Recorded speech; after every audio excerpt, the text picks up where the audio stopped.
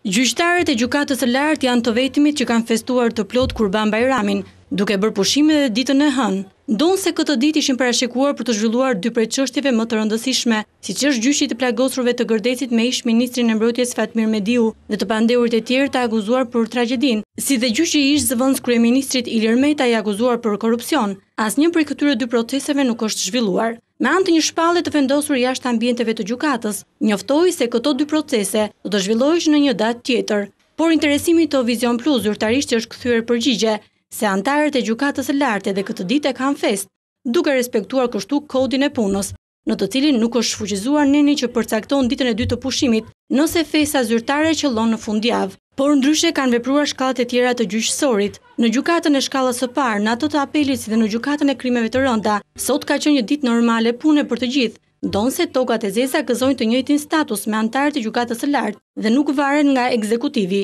Qeveria ndërkohë ka vendosur të ndalojë pushimin zyrtar gjatë 5 ditëve të para të javës, nëse festa bie të shtunën apo të dielën, por ky vendim aktualisht është i vlefshëm vetëm për administratën dhe nuk është reflektuar në kodin e punës.